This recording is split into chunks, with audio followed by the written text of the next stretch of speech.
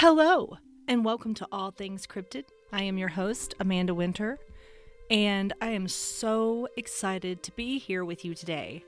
How is my cryptid crew doing? This has been a pretty good week for me so far, and I hope you are having a fantastic week as well. How was your weekend? How's it been? Mine has been kind of lazy. Fall rolls in, and when it starts getting a little bit cooler, and for some reason, my body feels like I need to hibernate. So all I want to do is sleep. But I'm fighting that. I'm doing this podcast, so here we go. Today, I'm excited to start our journey off in Puerto Rico, and we're going to be talking about the Chupacabra. So let's head to Puerto Rico, and actually, let's start out in 1975, Puerto Rico. So let's jump in. Before we travel back to 1975, let's unpack what the Chupacabra cryptid is from the earlier reports of a vampire bird-like creature and also from the 1975 reports of a round-headed, hairy-tailed being with large eyes to the 1995 description of the creature being around 4 foot tall, walking on 2 legs, large eyes, and more reptilian-like with spines down its back, to the version that we think of today, which is mostly canine. This form is usually hairless and has a pronounced spinal ridge, unusually pronounced eye sockets, fangs, and claws. So now let's jump back into 1975. The morning sun hadn't even broken over the hills of Maca, Puerto Rico, when the farmer discovered his animals: 15 cows, 3 goats, 2 geese, and a pig, all dead.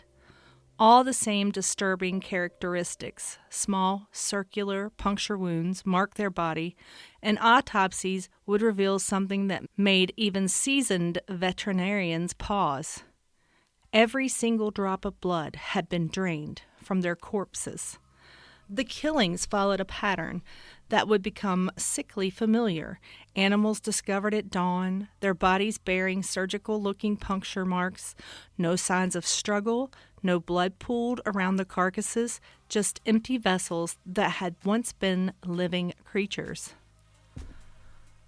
By March 7th, when a cow had been found with penetrating wounds around its skull and scratches around those wounds, over 30 animals had died.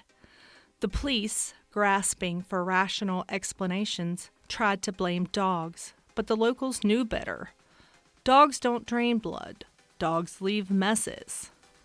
Luis Torres and his children witnessed something that shifted the entire narrative. They described it as looking like lights on a police car cruiser spinning through the night sky over the very fields where animals had been found dead. The UFO theory was born, and we'll talk a little bit more about that later. The situation escalated on March 18th. Hector Vega discovered 2 goats on his farm, puncture marks on their necks, and their body drained. Whatever killed them returned the next night. 7 goats injured, 10 dead, 10 more simply gone, vanished without a trace. The Senate Agricultural Commission got involved, with the senator insisting this couldn't be the work of any known animal. March 23rd brought perhaps the most unsettling discovery. Felix Badigio found his 10-pound piglet dead in its pen. No struggle. The animal was missing an ear with a large hole on the side of its head. An expert examining the ear noted the cuts looked surgical, not animal-made. Badigio's watchdog, which should have alerted him to any intruder, had remained silent throughout the night. One Muniz's encounter on March 25th added a new dimension of terror. He claimed the horrible creature covered in feathers around 50 pounds attacked him. The creature flew at him when he threw stones at it, forcing him to take cover in the bushes and then at a neighbor's house. An armed search party found nothing. By April, the death spread across Puerto Rico like a plague.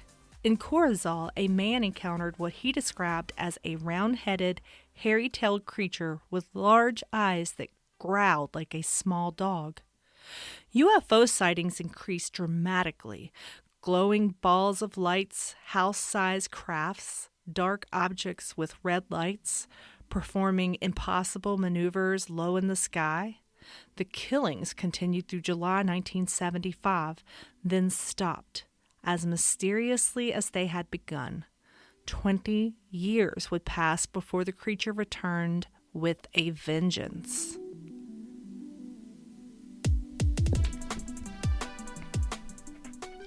In the summer of 1995, in Canavas, Puerto Rico, animals from chickens to cows had been mysteriously dying. They had puncture wounds and had been drained of all their blood. Around the second week of August, in late afternoon, Madeline Tolentino stood at her window, frozen by what she saw outside. A man had been slowly walking backwards. He looked terrified, like he was trying to get away from something. And when she followed his gaze, the creature she saw was unlike anything in nature. It was about 4 feet tall, walking upright on 2 legs. Its dark gray or black eyes were damp and protruding, running from its temples and spread to the sides. The arms were drawn back in an attack-like position, ending with 3 long, skinny fingers. Madeline's description would be the template for the Chupacabra sightings worldwide. She noted its skin had round markings on the torso with an ashen quality as if something had burned it. The burn marks revealed pinkish-purple skin underneath. Its legs were long and skinny, with 3 separate toes, similar to goose feet, with webbing between them. The detail would haunt future reports. A row of distinctive spikes ran down its back. Perhaps the most disturbing was Madeline's observation of the creature's anatomy. She actually got down on the floor to check if it had genitals. It had nothing, plain and sealed. She said, like something not quite finished or not quite natural. She also noted that it made robot-like movements as if being controlled by someone. Within months, Canavanos alone reported 150 farm animals and pets killed. The Chupacabra had evolved from the maca vampire into something far more prolific and terrifying. Each attack followed the same pattern: puncture wounds, complete blood drainage, and no sign of struggle.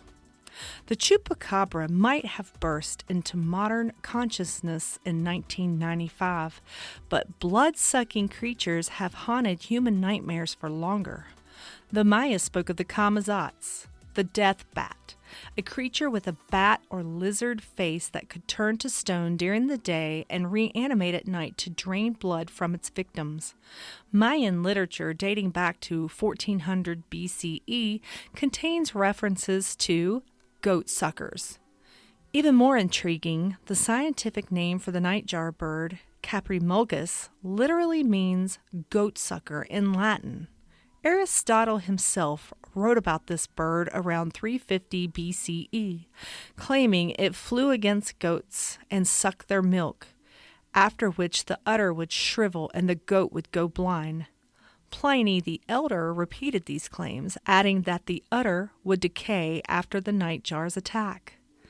The Spanish and Portuguese brought these old-world legends to the Americas, where they merged with indigenous beliefs about the nightjar as an evil spirit. In Puerto Rico, the bird was known as the Chupacabra, before evolving into the Chupacabra in modern Spanish. After Puerto Rico, the Chupacabra spread like a virus through Latin America. October 1999 saw 8 goats and 3 sheep die in Brazil, all with single neck wounds. Chilean farmers reported massive livestock losses. In Mexico, the creature took on new characteristics. Witnesses described something that leaped with powerful, monkey-like hind legs. The American Southwest became the new hunting ground in the 2000s, but the creature had transformed. Gone were the bipedal, spiky-backed alien of Puerto Rico. In its place appeared hairless, dog-like creatures with pronounced spinal ridges and oversized fangs. July 2004, San Antonio, Texas. A rancher killed a hairless animal attacking his livestock. Initial reports screamed, "Chupacabra!" DNA analysis revealed a coyote with sarcoptic mange, also known as scabies, a condition causing complete hair loss and skin thickening. The Texas Chupacabra kept coming. Elmendorf, Cuero, Blanco, each town had its specimen. Each DNA test came back the same. Coyote, dog, sometimes raccoon. Always mange. Dr. David Morales, a Puerto Rican veterinarian, examined 300 alleged Chupacabra victims. His findings contraindicated every report. The animals hadn't been drained of blood. When bodies decompose, blood pools in the lowest portions of the carcass, creating the illusion of blood loss. Puncture wounds from canine teeth, combined with natural decomposition, created the vampire narrative. University of Michigan's biologist Barry O'Connor proposed a disturbing theory in 2010.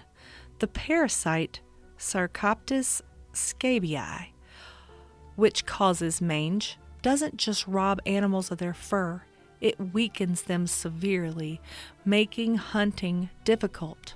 A starving, desperate coyote might turn to easier prey, like livestock that can't run away. These sick predators often kill without eating. Inexperienced or weakened, they might puncture the neck, standard predator behavior, then leave the animal to die from internal bleeding or shock. To a farmer, finding the carcass later, it looks like a surgical vampire attack. The sightings continued, though. In Cuero, Texas, 2007, rancher Phyllis Canyon found her chickens killed and drained of blood. A creature was later hit by a car near her property and found to be hairless, bony, and long-limbed. DNA testing identified it as a coyote suffering from mange. February 2017, Victoria, Texas. On Highway 185 and Guadalupe Road, a resident reportedly spotted a chupacabra. Following the tip of a Crossroads Today viewer, the news station went to the location and found an animal lying on the side of the road. It had the paws of a dog, but the body of a hyena. In March of 2017 in Alancho, Honduras, residents worried after finding a dead bull without eyes or a tongue. According to La Tribuna, residents saw an ugly white animal prowling the pastures, believed to be El Chupacabra. In May 2017, in Choloma, Honduras, a creature killed 35 animals in a municipality in Cortez, Honduras. Residents feared that the animal, which disappeared as if by magic, would eventually hurt humans, especially children. Neely David Martinez saw it one day about 12:45 a.m. after hearing a noise. Struck by fear, he was unable to move and couldn't get a good glimpse at the figure, but all the animals began to drop to the floor, according to La Tribuna. In May of 2017 in Argentina, for months people living in Cordoba saw animals attacked. In May, a man took a photo of an animal that he described as a big bat like the size of an eagle that attacked horses and cows. According to TKM, specialists at Sensa dismissed chupacabra claims and instead said that it was bats that were transmitting rabies to other animals. In June 2017, in Ecuador, a 59-year-old man, Casimiro Flores, believed the creature he fought off was the Chupacabra. One day, he heard a loud noise that sent chills up his spine. When he turned around, the about 5'7" man saw a creature which looked like a brown dog with pointed ears that reached his waist.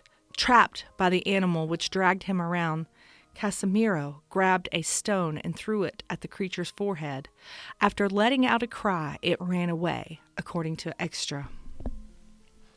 In July of 2017, in Riverside, California, when Carrie Shucker's cat raced inside their home, he looked outside and he saw the ugliest looking thing staring at him about 80 feet away, with teeth jutting out in every direction, rippled skin, and a tail like a rat or a possum. Shucker said it looked nothing like a coyote. It was also at least 2 feet or more longer than the biggest coyote you've ever seen. Shucker was not the only one that has spotted the creature.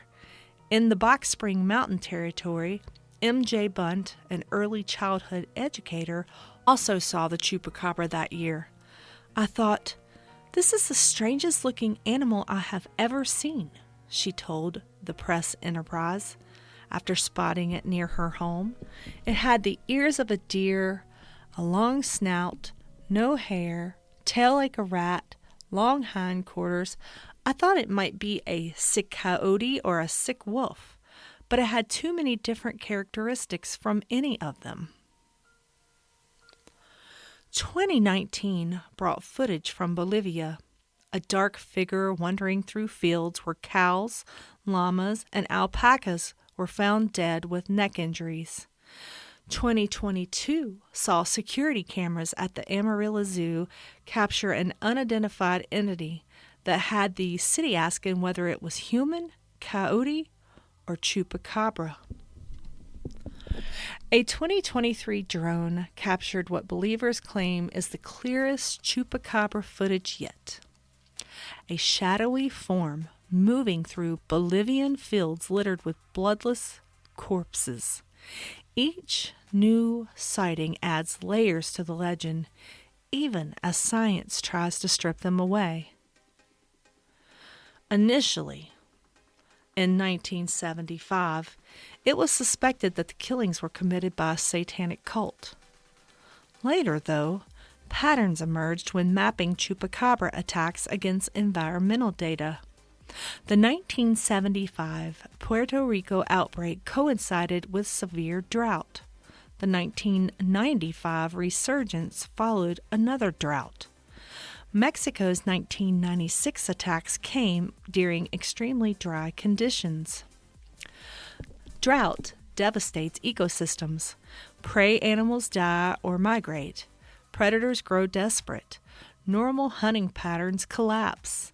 A coyote that would typically chase rabbits might risk attacking penned goats. The violence of these attacks, the seeming savagery, reflects the desperation of starving predators pushed beyond their limits. Among the wildest Chupacabra origin stories is the NASA connection. Believers claim the creature escaped from a secret government lab where scientists created alien-animal hybrids. The theory goes that these experiments went very wrong, and the creatures escaped into the rainforest, breeding in Puerto Rico's dense jungles. Some push further. The Chupacabra isn't an escaped experiment, but an abandoned alien pet left behind by extraterrestrial visitors. The creature's allegedly otherworldly appearance, its sudden appearance in 1995 with the concurrent UFO sightings, fueled these theories. The government experimental angle gained traction from Puerto Rico's complicated history with U.S. military testing. From Agent Orange experiments to radiation studies, the island has hosted numerous classified projects. Adding one more, a biological weapons program gone wrong, doesn't seem impossible to believers. The Chupacabra transcended cryptozoology to become a cultural phenomenon. It represents the intersection of ancient folklore and modern anxiety. Traditional vampire legends meeting contemporary fears about genetic engineering, environmental destruction, and government secrecy. In Puerto Rico, the creature became a symbol of identity and resilience. Here was a monster that was theirs, born from their soil, named in their language. Even as science tried to explain it away, culture embraced it tighter. The transformation from alien-like biped to mangy canine reflects changing fears in society. The 1990s obsessed over aliens and genetic manipulation. Some folks feel the creature Tolentino described bears a strong resemblance to the alien-human hybrid in the 1995 sci-fi thriller Species. When asked if the thing that she saw could have been inspired by the film, indeed she had seen the movie in the weeks prior to making her description. The 2000s worried about disease and environmental collapse. Some folks theorize that the Chupacabra evolved to match each generation's nightmares. The sightings continue, though. Farmers still wake to find punctured livestock. Cameras still capture unidentified shadows. The border between Texas and Mexico still produces hairless corpses that make headlines before DNA results arrive. We may not know what the Chupacabra is or where it came from, and I don't claim certainty about its existence, but we know the legend lives on. The Chupacabra doesn't just hunt chickens, goats, and cows. It seeps into our screens, our songs, our jokes. The Chupacabra slipped from fence-line rumor to pop culture icon, a creature as comfortable in a late-night punchline as it is in a campfire story. It shows up in The X-Files and Grimm as a case of the weak monster, in Scooby-Doo and Gravity Falls as a winking nod to folklore, and in South Park and Saturday Night Live as satire with fangs.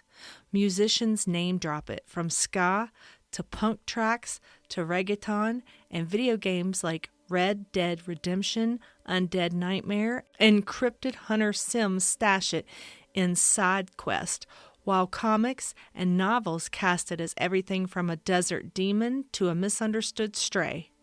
Even tourist shops on both sides of the border sell t-shirts and shot glasses stamped with those telltale puncture marks, and local festivals parade papier-mâché beasts down main streets. Somewhere between horror and humor, the Chupacabra became a mirror, reflecting our appetite for mystery, our fear of the dark, and our thrill at naming that thing we can't quite prove. All right, so what do you think? Is there a Chupacabra? Or is it misidentification? The mange? Is it an alien? I don't know. I do find the Chupacabra really interesting because it's one of the newest cryptids, and I love cryptids, as you could tell, which is why I do this podcast. So as I wrap up this episode, I really hope that you guys enjoy it as much as I do. I appreciate you for listening. I appreciate you for sharing, liking, telling others about it. It makes my day to get an email. So if you want to send me an email, it's allthingscryptid13@gmail.com. I've received several and I just love reading them. I love hearing what you guys have to say. If you have any cryptids that you wish that I would do or look into or talk about, send me an email. No joke. Also, as I wrap up this episode, I'd like to give a shout out to Lucy, my co-host, my cat that made editing this podcast a pain in the butt. She did everything she could to destroy my microphone. So yeah, shout out to Lucy, my co-host. I have a picture of her on my Facebook page, on my social media, if you want to go look at that. Actually, go check out the social media page. I try to post little pictures or whatever, and every once in a while I'll give a little hint about the next episode. So, all right, I'm going to end this today. I hope you guys have a good week. So thank you for listening, and keep searching for the unknown.